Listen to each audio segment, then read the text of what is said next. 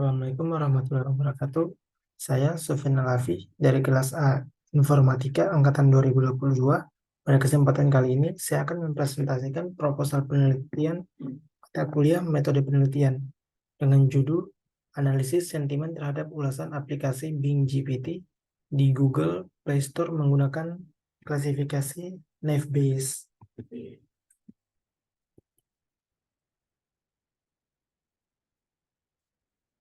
Latar belakang saya mengambil judul ini yaitu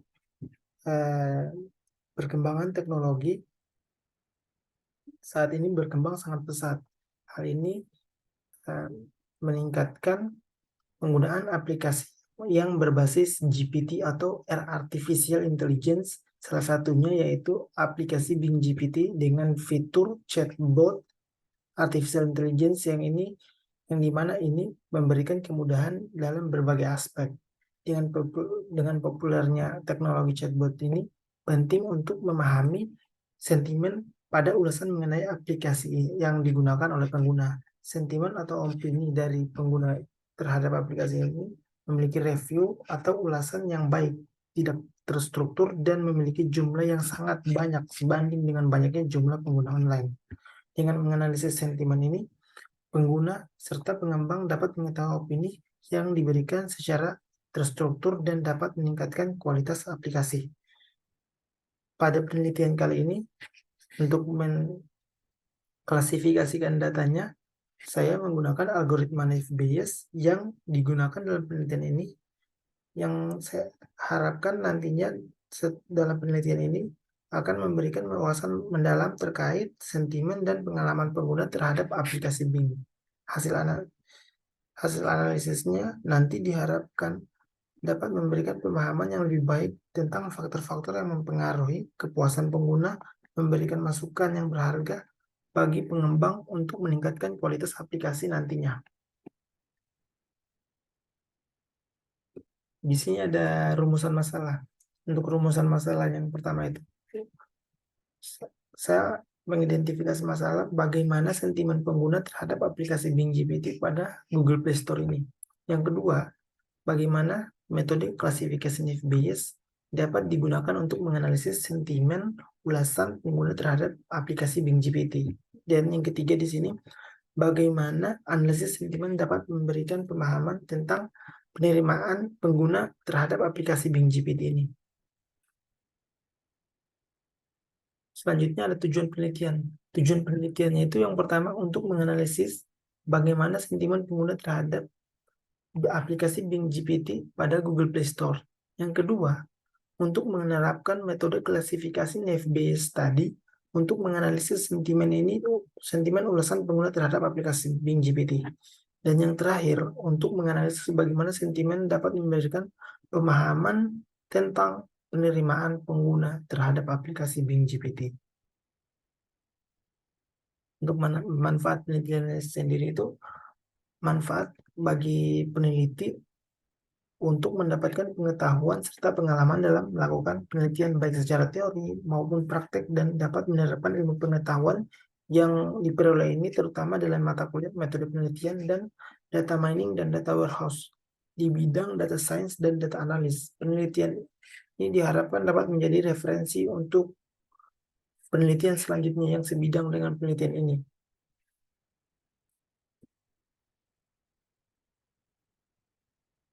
Masuk di landasan teori. Landasan teori yang pertama itu analisis sentimen. Jadi analisis sentimen itu merupakan proses untuk mengekstrak, memahami, dan mengolah data teks untuk memperoleh informasi mengenai sentimen yang terdapat dalam suatu kalimat opini. Analisis sentimen bertujuan mengetahui pendapat atau kecenderungan opini seseorang terhadap suatu masalah atau objek seseorang. Apakah objek ini bersifat positif atau negatif? Menurut Fitria Warsito dan Marudani 2020, opini positif dapat diartikan sebagai pendapat yang mencakup unsur baik, seperti pujian, dukungan, ataupun ucapan-ucapan yang baik. Sedangkan opini negatif dapat diinterpretasikan sebagai pendapat yang mengandung unsur buruk atau menjatuhkan, seperti kritikan, cacian, ataupun keluhan. Yang kedua itu ada landasan teori Bing GPT. Berdasarkan Microsoft tahun 2020, maaf di sini saya ada salah penulisan pengetikan. Berdasarkan Microsoft 2020, Bing GPT itu adalah sebuah model bahasa berbasis artificial intelligence atau eh, artificial intelligence atau yang biasa disebut AI yang dibuat untuk menghasilkan dan memahami teks dalam berbagai bahasa. Model bahasa alami Bing GPT merupakan model generatif berbasis transformer atau berubah berukuran besar yang dilatih menggunakan penalaran mandiri atau di sini machine learning. Yang ketiga itu data mining.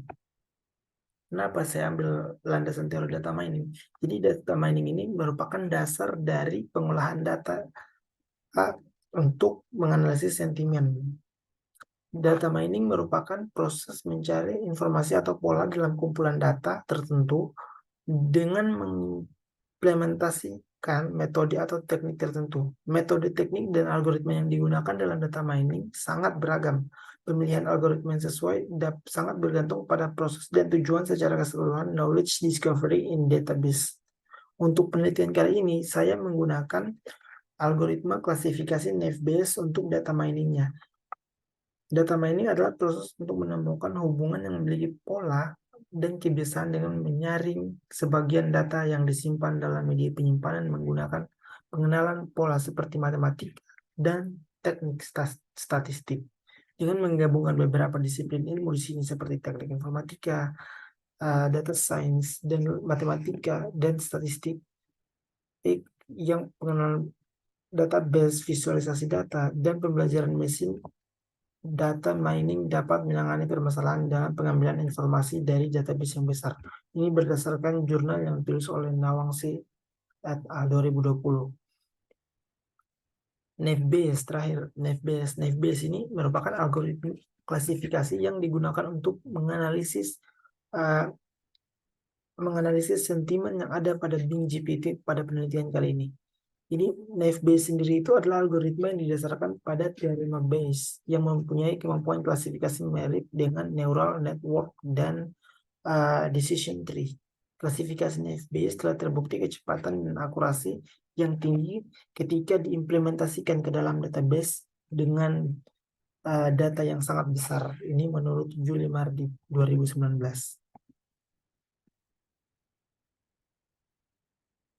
Selanjutnya, di sini ada penelitian yang relevan atau penelitian terdahulu, penelitian yang sebelumnya. Yang pertama itu ada penelitian dari Woro Istirahayu, Cahyo Priyanto, Emma Ainun Novia pada 2021 yang berjudul Perbandingan Algoritma Cummins dan Naive-Bayes untuk memprediksi prioritas pembayaran tagihan rumah sakit berdasarkan tingkat kepentingan pada PT Pertamina atau Persero. Data yang digunakan sebanyak 111 data yang dalam bahasa Indonesia. Data ini akan diolah menggunakan metode Cummins dan Naive-Bayes dengan pembuatannya menggunakan TF-IDF. Hasil pengujian yang peneliti lakukan menghasilkan akurasi sebesar 72% dan algoritma pada 72% pada Cummins dan algoritma Naive-Bayes besar 95%.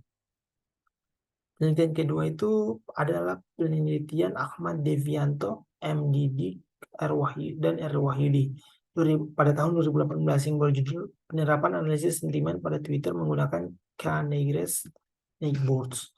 Penelitian ini bertujuan untuk mengimplementasikan metode K-Negres Neighbors dalam menganalisis sentimen publik mengenai Pilkada DKI 2017. Data tweet yang digunakan memiliki sebanyak 2.000 data yang berbahasa Indonesia. Data akan diolah menggunakan metode K-Negres Neighbors dengan pembuatan kata menggunakan TF-IDF dan fungsi quotient similarity.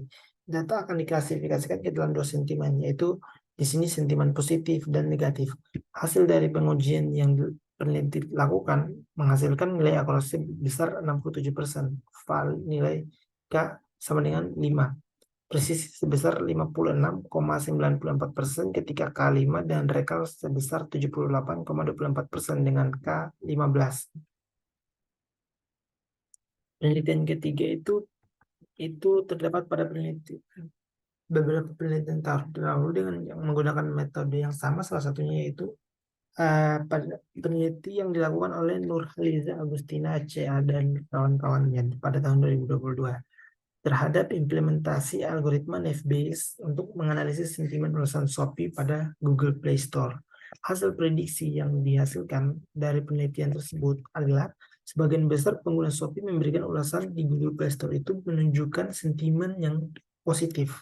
Dalam penelitian ini, algoritma Naive-Bayes mencapai tingkat akurasi sebesar 83% dalam menghasilkan sentimen pengguna tersebut. Nah, untuk penelitian terakhir, itu penelitian yang dilakukan oleh George Kenneth Lacarso pada tahun 2022.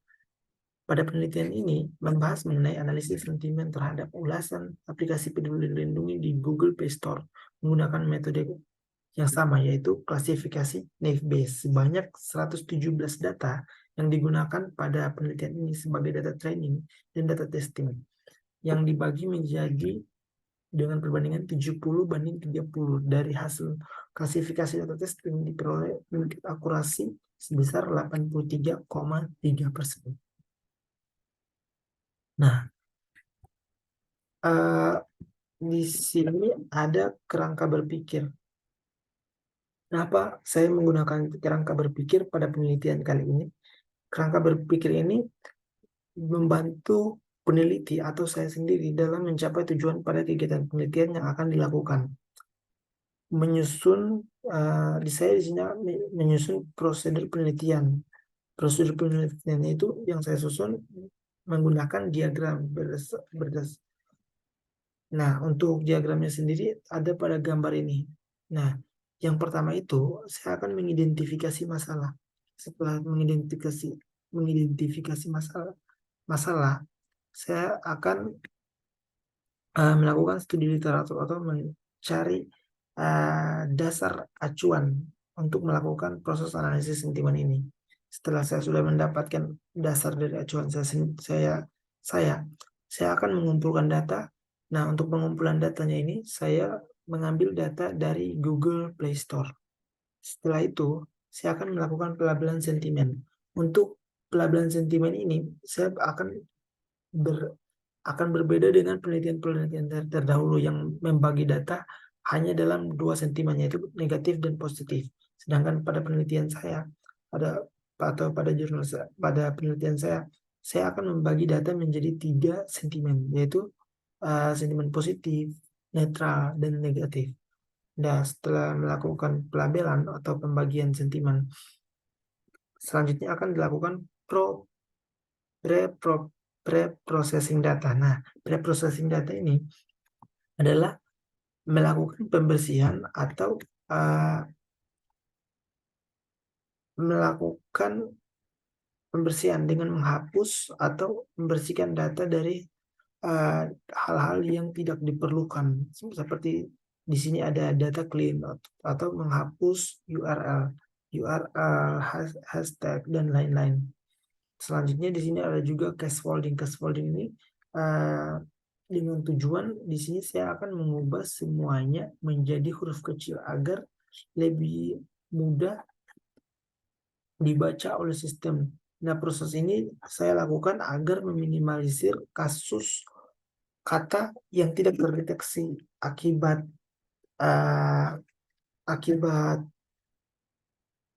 perbedaan format huruf. Nah, selanjutnya saya akan melakukan stemming. Stemming di sini adalah proses penghapusan kata yang berhubungan menjadi kata dasar dengan tujuan agar makna yang dicari dalam proses klasifikasi ini lebih mudah diambil untuk selanjutnya diolah. Setelah stemming ada yang namanya di sini filtering. Filtering itu menormalisasi data agar lebih mudah juga dibaca oleh sistem. Selanjutnya ada tokenizing. Tokenizing itu di sini untuk pemenggalan kalimat. Jadi kalimat ini akan dipisahkan menjadi satu kata tunggal, menjadi unit-unit yang lebih kecil yang dapat diolah secara terpisah. Nah, terakhir di sini ada stop word removal. Stop word removal ini merupakan proses penghilangan kata-kata yang sering muncul dalam jumlah banyak dan tidak memiliki kontribusi untuk isi dokumen. Kata-kata yang dihilangkan di sini itu karena menyebabkan efek buruk dalam proses data mining nantinya. Ya, kata-katanya itu seperti kata yang, kata dan, di, dari, dan lain-lain sebagainya. Selanjutnya ada TF-IDF atau Turn Frequency Inverse Document Frequency. Ya, TF-IDF ini pembobotan.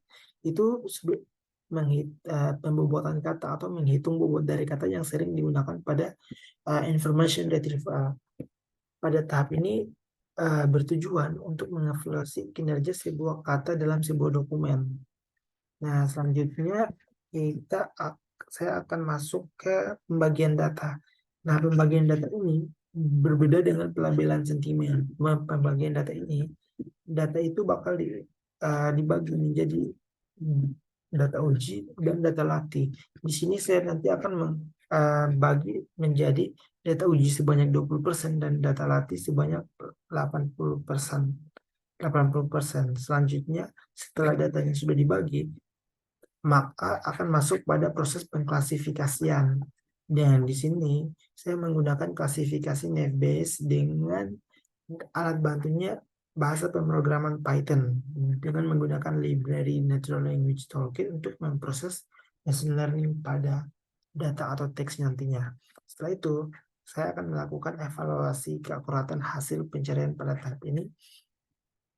Saya akan mengevaluasi seberapa akurat klasifikasi Naive-Bayes ini terhadap analisis sentimen yang ada pada Bing GPT, pada aplikasi yang ada pada Google Play Store ini.